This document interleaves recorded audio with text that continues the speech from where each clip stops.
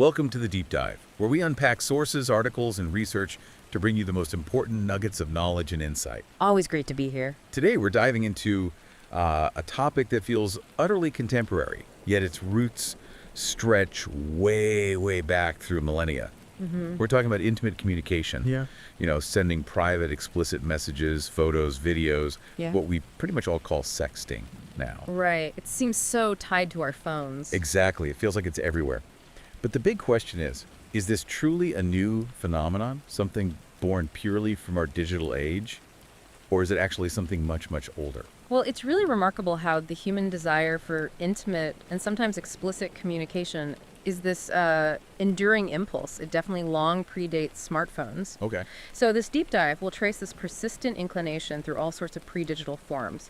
We'll look at how each new communication medium, from handwritten letters all the way to early telecommunications, how they adapted expressions of desire. And brought new things to the table, new characteristics. Exactly. Unique characteristics and, importantly, new kinds of risks as well. So this isn't just a history lesson then.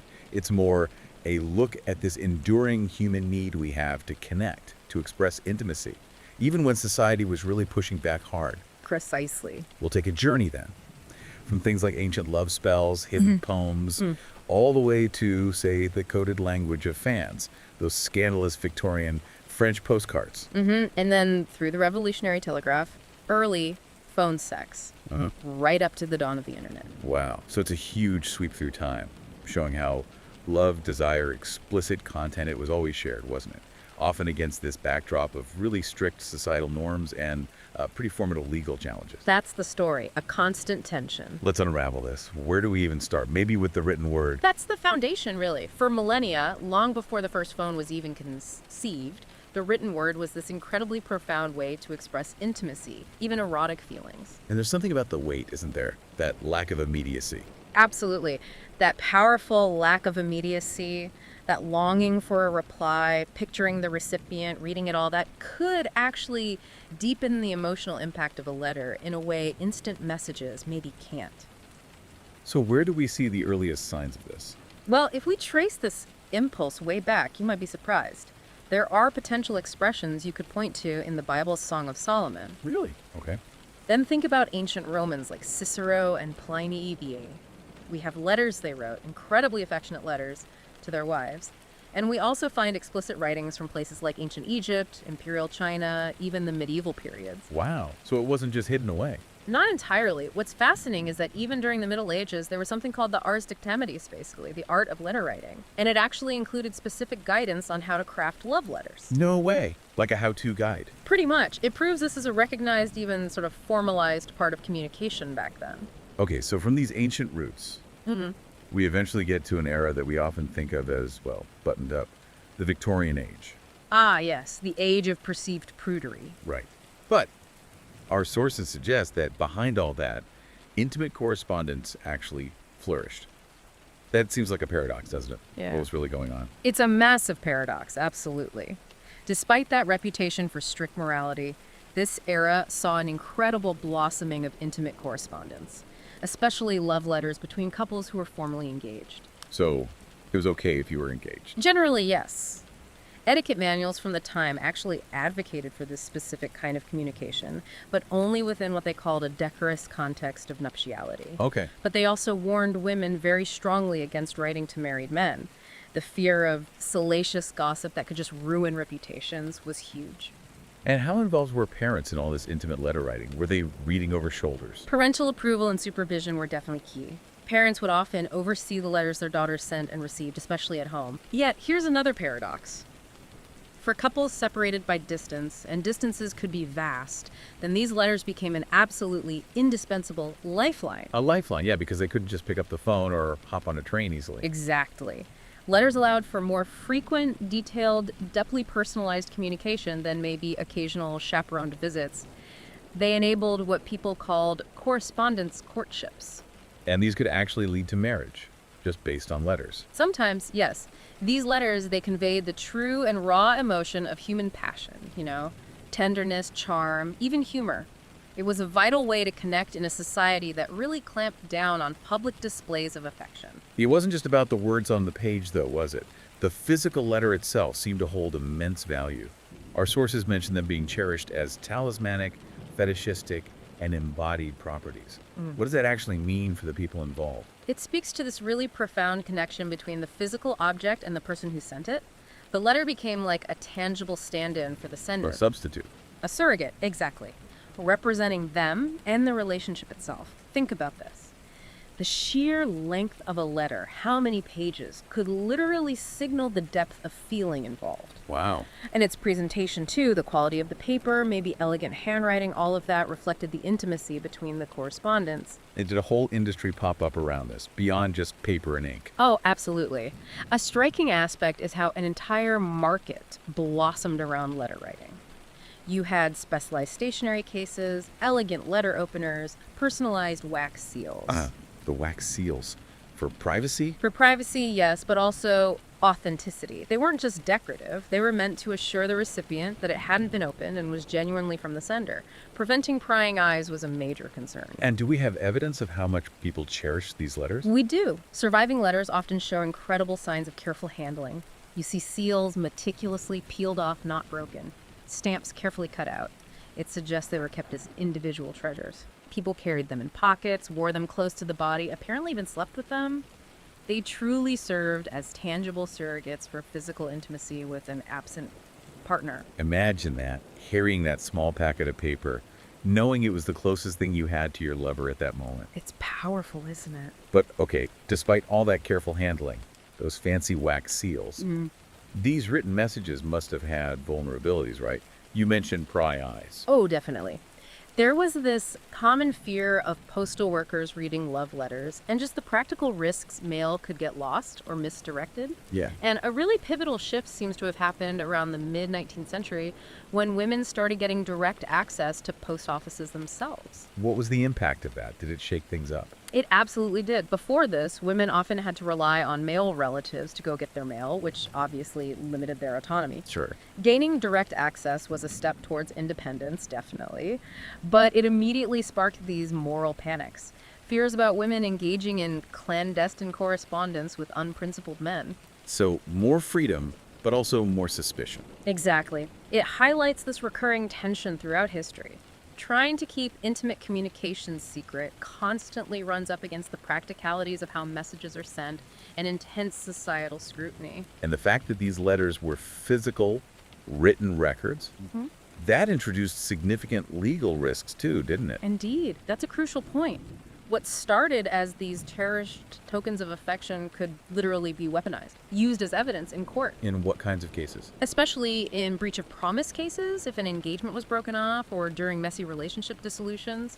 Solicitors back then actually viewed bundles of love letters as dangerous and explosive substances. Explosive substances, that's quite a description. It's a testament to their potential for incrimination. So people were literally advised to self-censor, to temper their expressions of deep feeling in writing to avoid potential future harm. It sounds incredibly restrictive. What specific harms were they worried about? And was it worse for women?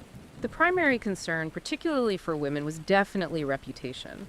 A woman's social standing was incredibly fragile back then. Right. A compromising letter, even if seemingly innocent to us now, could lead to public humiliation, a broken engagement, maybe even legal ruin if it suggested any kind of impropriety. So what did people do? Just hope for the best. Well, often the solution was destruction. The destruction of letters, usually by burning them, became a really widespread practice. Wow. It was a way to mitigate potential damage or just an act of self-preservation when a relationship ended. So this lasting nature of written communication, while it fostered deep emotional connection, simultaneously created this durable, potentially compromising record. Which is a clear precursor, isn't it, to our modern concerns about the digital permanence of explicit texts or photos today. Exactly the same dynamic, just a different medium. And this desire for privacy, for secrets held close, it spurred innovation even back then. You mentioned codes earlier. It's almost like they were encrypting their feelings before digital encryption was even a concept. You're absolutely right. People got very creative. Since ancient times, secret communication techniques were used, often by spies, but also presumably by lovers. Like what? Think of that legendary, it may be slightly gruesome practice from ancient Greece. Tattooing messages on a slave's shaved head, letting the hair regrow, then sending the messenger. Okay, that's extreme. Definitely. But during the Elizabethan period, we see things like invisible ink becoming popular, and the literal concealment of letters within everyday objects you mentioned, slippers, mirrors, even beer barrels, apparently. Beer barrels, that's commitment to keeping a secret. It really is. Simple ciphers were also common, substituting letters with numbers or symbols, maybe Greek characters, though these were often fairly easy to decipher if someone intercepted them. Were there more complex methods? Oh, yes. Methods like the Spartan cytole existed. That was a type of transposition cipher that needed a specific cylinder, like a wooden rod of a precise diameter, to wrap the message strip around to make it readable. Ah, so you needed the matching key, the right size rod. Exactly. Think of it like a secret message wrapped around a very specific rolling pin. Only someone with the exact same size pin could unroll it and read the coherent text. And later, during the American Revolutionary War, George Washington's Culper spy ring famously used a numerical codebook that protected vital communications and the identities of the spies. So there's this constant back and forth, people trying to communicate privately, others trying to intercept or control that information. It's an enduring dynamic. It has consistently driven innovation on both sides for centuries. Okay, so words held incredible power, and people went to great lengths to protect them. But what about images? Because long before we had camera phones, visual representations of intimacy, of eroticism, were also a huge part of human expression. Absolutely huge. Erotic depictions, they've been found across nearly every civilization you can think of, stretching right back to Paleolithic cave paintings and carvings, sometimes exaggerated human genitalia, things like that. Well, peel it. Yes. And then you see them in ancient Mesopotamian art, Egyptian, Greek, Indian art. Often they were intertwined with spiritual or ritualistic meanings, not just purely secular. Interesting. So not always obscene in the way we might think of it. Not necessarily, no. And then you have specific traditions like Japanese shunga, these explicit woodblock prints from the 17th to 19th centuries. They were incredibly popular, widely circulated, even though technically illegal after 1722. So illegal but popular, another familiar pattern. Right. And in the Western world, pictorial erotica was often imported clandestinely, maybe from Europe, during the 18th and early 19th centuries. Things depicting Roman erotic art, perhaps reliefs found at Pompeii. But then something really unique emerged in Western Europe around that time. The eye miniature. Tiny paintings, often just of a lover's eye. What made those so special? Their intense secrecy and symbolism, I think, they were popular in the late 18th, early 19th centuries. People exchanged them as these very secretive romantic tokens. And they were tiny. Tiny, yes. Often secured within jewelry, like a brooch or a locket or a ring. It was just a fragment of the person, a single intimate gaze, designed to be held close, kept utterly private. It sounds almost like a precursor to the modern selfie, in a way, but incredibly artistic and secret. That's a great way to put it. All that clandestine intent packed into a tiny image. Then photography arrives in the 19th century, and that must have completely changed the visual landscape. You mentioned boudoir photography tracing its roots here. Yes, early photographic processes like daguerreotypes, tintypes, they allowed for very private, personal images to be made in a new way.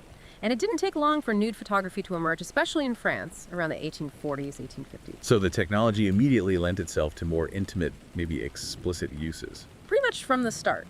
Erotic images were produced in really large numbers quite early on. It made previously exclusive art forms like painted miniatures or drawings suddenly much more accessible. And this leads to the French postcard. Ah, yes. A particularly famous or infamous form from this era. These were small, pocket-sized cards, usually with a photograph, mainly produced in Paris in the late 1800s and early 1900s. And despite the name postcard, these were absolutely not meant for mailing, correct? Definitely not. Sending one could land you with substantial fines, maybe even imprisonment, because of those strict obscenity laws at the time. So how did they get around if you couldn't mail them? They were sold, as one source puts it, surreptitiously, quite literally under the counter in bookshops and photograph studios, and discreetly hidden in brown paper bags. Under the counter, classic. It highlights that inherent tension again, doesn't it? Even images that seem fairly tame to us now, maybe just a woman preparing for bed, were considered epically arousing for Victorian men. Wow. It really speaks to the era's complex, kind of repressed relationship with sexuality. It absolutely does. It's fascinating how society reacted. Our sources note that contemporary writers would often, look down on erotic photographs, disparage them, even while these images were being produced in large numbers. Right, there's that disconnect again. And meanwhile, you have major institutions like the British Library maintaining these private case collections. Repositories of erotica and pornography initially kept separate from the main collection because they were labeled obscene.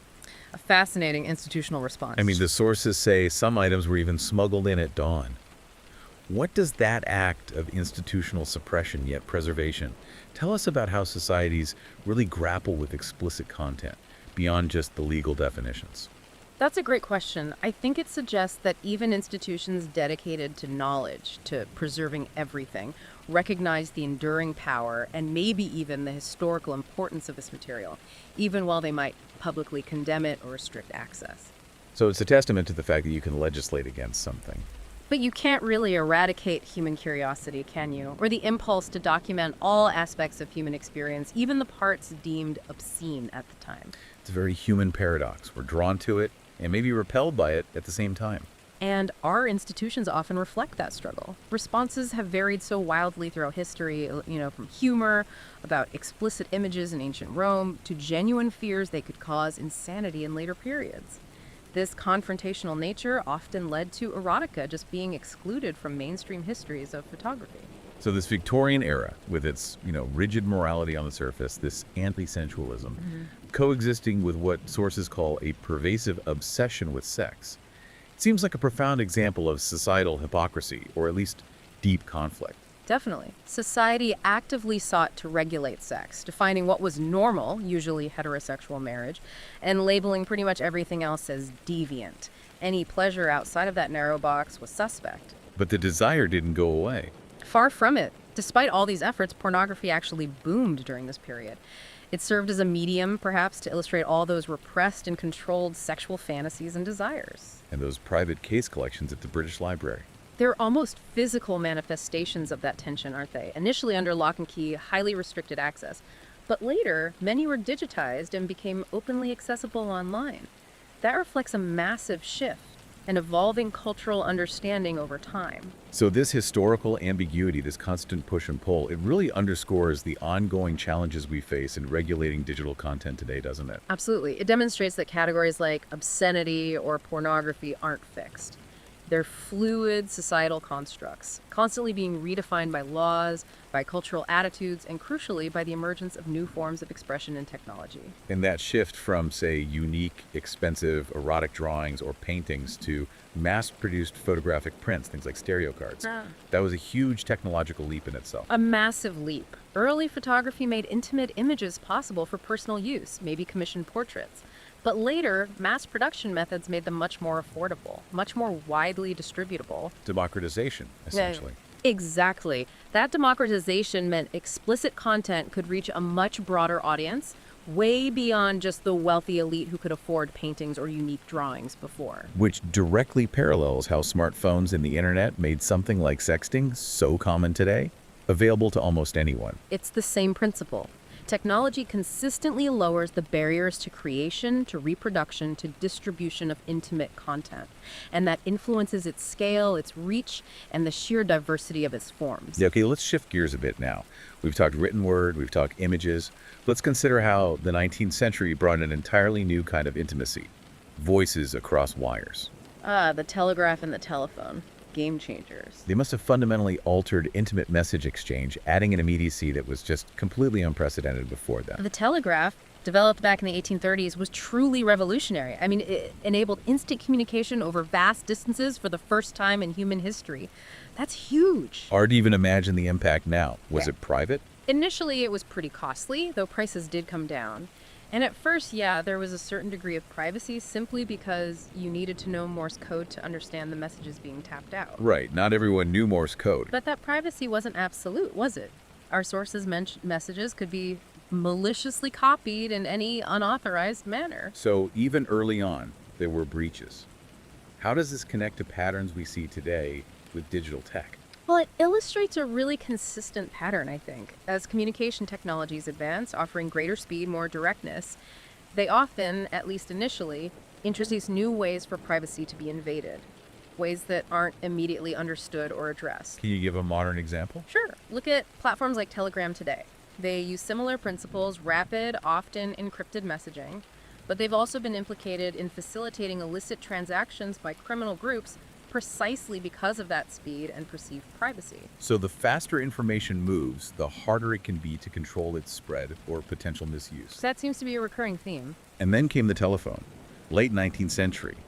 That must have taken intimacy to a whole other level again. Absolutely. It quickly became the fastest way to communicate person to person. It transformed romantic connection by allowing individuals to actually hear each other's voices in real time with this unprecedented immediacy and vulnerability. Hearing the voice, that adds so much emotion. But early telephone use sounds like it was actually fraught with privacy challenges itself. Oh, it absolutely was. Think about it. People often had to use public phones, maybe in a post office or a hotel lobby. Conversations could be easily overheard. Right. And then you had the switchboard operators who manually connected all the calls back then. Sources say they regularly invaded people's privacy by listening in. Listening in, wow. And even early home phones often operated on party lines. That meant multiple families shared a single phone line. Anyone on the line could potentially pick up and listen in on anyone else's call. Party lines, I remember hearing about those. Hardly a private channel then. Not at all. It sounds like a privacy nightmare by today's standards. Yet, our sources also suggest that telephones paradoxically enhance privacy in some ways too. How did that work? That seems counterintuitive. It does, doesn't it? But think about it this way. On one hand, yes, your calls could be easily overheard by operators or neighbors on the party line. But on the other hand, the telephone allowed individuals to exchange information without creating a written record, unlike letters. Ah, okay. No physical evidence trail. Exactly. And it also started to replace some of those intrusive in-person visits from salesmen or maybe overly nosy neighbors just dropping by. So it contributed in a way to a greater sense of domestic seclusion.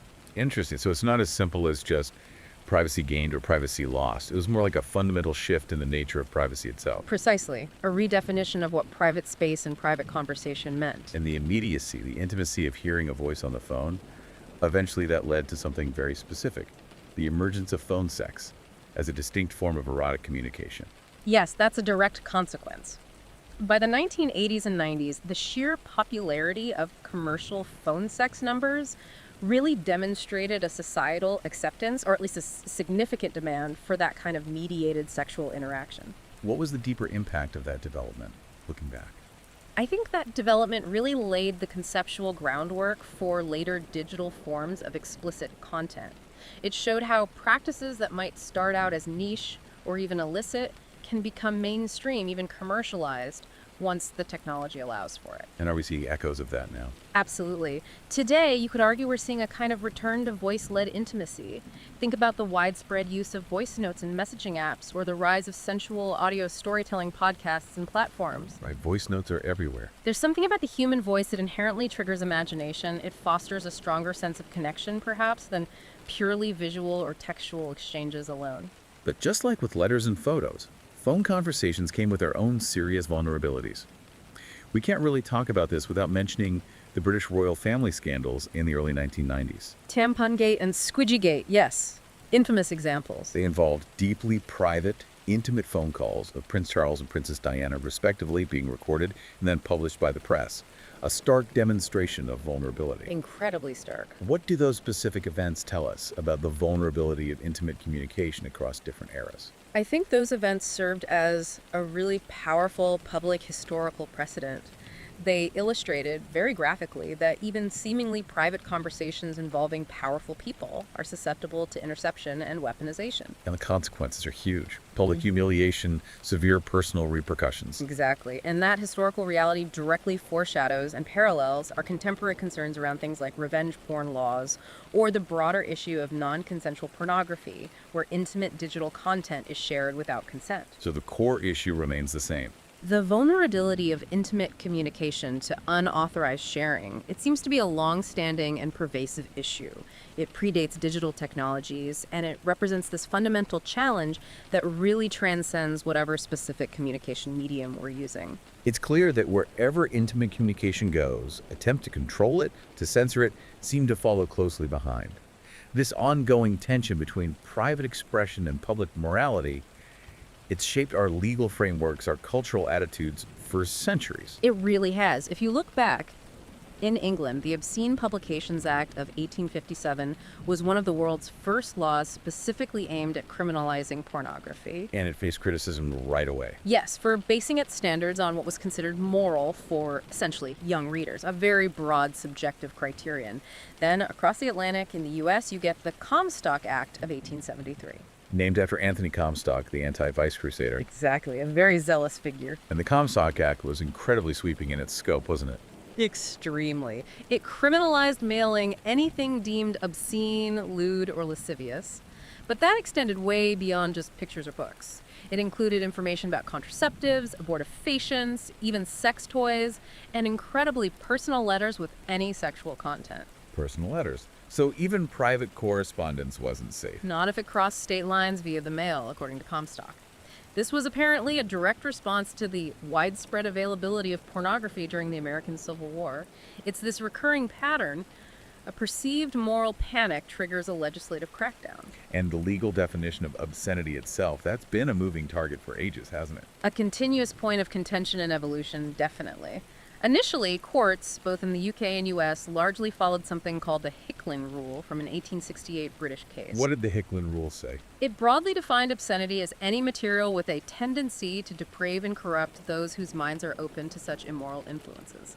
Crucially, it allowed an entire work, a book, whatever, to be banned based on just isolated passages taken out of context. That sounds incredibly broad. It was. Critics famously derided its overreach, noting, with some sarcasm, that under Hicklin, you could probably deem a seed catalog obscene if read by a moron. A seed catalog. Okay, that really makes a point. So when did that very broad definition start to change? The Hicklin Rule persisted in the U.S. for quite a while, but it was challenged. A major shift came with the Ulysses Standard in 1934. After the famous court case about James Joyce's novel, Ulysses. Exactly. That landmark U.S. court case basically abandoned the isolated passage rule. The new standard said a work could only be judged obscene if the publication taken as a whole has a libidinous effect. You had to consider the entire work, not just cherry-pick bits. A much higher bar. A significantly higher bar. And then there were further refinements from the U.S. Supreme Court later on. Cases like Roth v. United States in 1957 and Miller v. California in 1973 introduced concepts like appealing to prurient interest and using localized community standards to judge obscenity. So different communities might have different standards of what's obscene. That was the idea behind Miller, yes. But what does all this legal back and forth really mean for how society deals with explicit content in practice? Yeah, what's the outcome of all these shifting definitions? Well, despite all these numerous legal efforts, the definition of obscenity has ultimately remained pretty nebulous. Judicial reactions to sexually explicit material have often been described as difficult to predict. Still subjective then. Largely, yes. This continuous struggle really highlights the inherent difficulty in legally defining and consistently enforcing something like obscenity. And that subjectivity, that inconsistency, absolutely persists in the challenges of regulating digital content today. And these societal attempts to control explicit content weren't just legal theories, they led to actual prosecutions. Oh, absolutely. The French government, for example, went so far as to jail the new pornographers back in the 19th century. Police actively seized huge catalogs of photographs deemed obscene. And it wasn't just about pictures. No. Importantly, women were notably prosecuted or even sued just for using obscene language, which demonstrates these laws were applied beyond just visual or printed material to spoken words as well. And we still see echoes of this today. Definitely. In contemporary times, this struggle continues. Think about the arrest of Telegram's founder for alleged complicity in managing an online platform to allow illicit transactions, or the ongoing battles against sextortion schemes happening in prisons, often using smuggled phones. The fight over controlling communication channels and content is far from over. The Victorian era really seems to epitomize this constant tension we keep coming back to, that rigid morality and anti-sensualism, coexisting somehow with a pervasive obsession with sex. What were the deeper societal drivers behind this intense effort to control sex back then? It's complex, but what's truly intriguing is that sources show efforts were explicitly framed around needing to protect sensitive populations, primarily newly literate women and children, from the dangers of sex. Protecting women and children, that framing sounds familiar. Very familiar. And the British Library's private case collection we talked about, initially housing material deemed obscene, serves as this tangible example of how institutions grappled with balancing knowledge collection against upholding perceived public morality. And looking at something like the Comstock Act, again, the fact that it criminalized not just obscene material, but also things like contraceptives, abortifacients, sex toys, even personal letters with sexual content. That reveals a much broader societal control agenda, doesn't it? It wasn't just about pornography. Exactly. It clearly points towards wanting to control information about reproduction, about private sexual behavior, much more broadly than just stopping explicit pictures. So was it also about enforcing social norms? It seems highly likely. The fact that, as sources note, transgressions of unjust laws placed many queer people in archives, or that women were specifically prosecuted for obscene language, it strongly indicates that these laws were often used as tools. Tools to enforce dominant social norms around gender, sexuality, and reproduction. So legal and social controls on intimate expression weren't just about regulating explicit content itself. They've historically served as tools to police and reinforce broader moral codes and existing power structures. And often, that disproportionately affected marginalized groups. So after journeying through all this history, what does this long, intricate story really tell us today as we navigate our own world of DMs and snaps and everything else? Well, I think this journey through intimate and explicit communication reveals a remarkably consistent narrative, doesn't it? The fundamental human drive to share desire, to connect intimately, it just transcends technological eras. So sexting isn't some brand new phenomenon. Not in its essence. It's arguably the latest technological iteration of this enduring human impulse. Technology acts as this powerful amplifier, a reshaper of existing human desires and needs, rather than creating entirely new ones out of thin air. And what about the issue of permanence? That seems like a key difference between a letter and a digital message. Well, that's where the paradox comes in. A striking aspect here is indeed the paradox of permanence. We've gone from slow, physical, tangible objects like handwritten letters, which felt very permanent, Right, you could hold them, keep them forever. to increasingly instantaneous and seemingly ephemeral digital messages. Things that feel like they've vanished. But they don't really vanish, do they? Exactly. This shift is paradoxically coupled with these persistent risks of digital permanence. While modern digital interactions often feel fleeting, the underlying data can persist indefinitely. Servers, backups, screenshots. Right, creating all sorts of complex challenges for consent, privacy, control that actually echo those historical vulnerabilities we saw with the physical permanence of letters. Precisely. That perceived ephemerality of modern digital communication can be incredibly deceptive. The record might be even more permanent, just harder to grasp. And the anxieties about privacy, they haven't gone away either, have they? They've just shifted focus. They've consistently persisted across different eras, absolutely.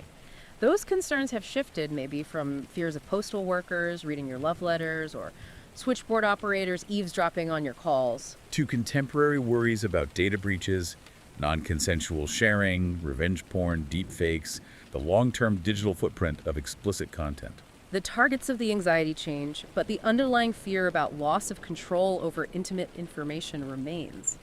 The historical record just demonstrates this continuous societal struggle, trying to balance individual autonomy and sexual expression with public concerns about morality and potential harm. And attempts to control and censor, as we saw, they've rarely fully suppressed the behavior itself. No, they often just drive it underground or into new channels. This seems to be a fundamental, perhaps unresolved societal challenge. And there's that consistent dark thread running through all of this too, the potential for exploitation and coercion. Sadly, yes.